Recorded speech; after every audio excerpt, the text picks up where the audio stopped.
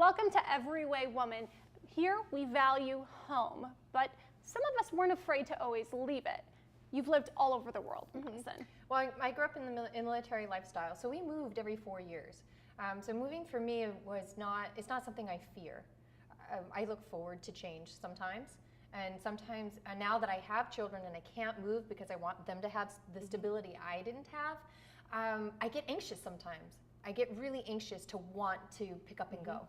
Now for me, a native of California, born, raised all my life, I studied abroad in Italy in college, and that's the furthest I went away. But Were you afraid to do that? No, actually I was excited. And now in my mature age, there's a part of me that want the kids to go away to college and my husband to pick up and get a ranch in Montana with a horse and want everybody else to go move. Yeah, a dog named Mutt on the truck and go. But because it's time for a change, right? But when you're younger, you have the tendency to be fearful because of the unknown. See, for me personally, I embraced the unknown. So I grew up in Michigan. 4 days after I got my college degree, I packed it up, drove cross country in a hope and a prayer, no job, no apartment. I was fearless. I was so excited for the opportunities. But it's interesting because my parents have always just stayed put. I went to the same high school that my father went to, right down the street from where my mother went to school. And there is kind of this fear. What drove that passion for you 4 days after college to move? What drove that passion for you? Sunshine in the dream. I need to come into Los Angeles for sure. But beyond that, it's because I just wanted opportunity. And I've noticed though that in the community I grew up in, they're not searching for those same things. Right. And most of America is not. After leaving home, that was why I moved. I moved for opportunity reasons, not any other reasons than that. And I think that's a big motivator for people. They're looking for opportunity. But you know what's happening now, and there's a trend of, let's say, young people going away to college and going in other states. Their parents are moving with them, which I find to be a very interesting twist on this moving for opportunity, because that helicopter parenting I was going to say, I think they have not detached. They have appropriately not allowed their child to. No, I think that they've almost been inspired by their children in these cases. And they said, you know what?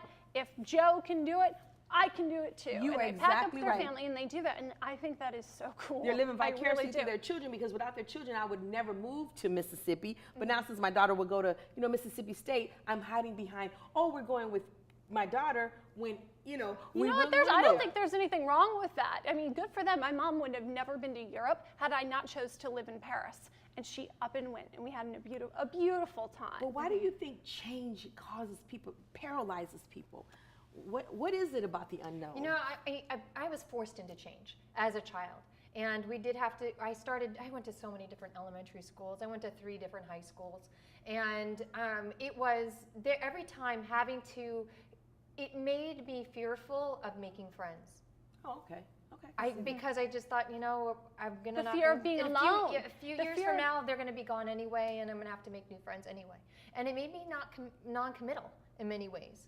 Well, and I do think, though, that there is that kind of fear of being alone if you go somewhere else and not being able to have the friends, and so you become complacent. Or what happens if you do move and you miss out on life opportunities with your friends and family back home? I mean, that's a serious risk. But as a parent, how do I, if I'm fearful of moving, I've never moved, how do I broaden the perspective of my children? What about your to children? the world? Are they fearful? Do they express to you that they have fear please. about? They're like, Kennedy's like, I'm gonna be 18 in January. I'm gonna be in I want Ecuador. My passport.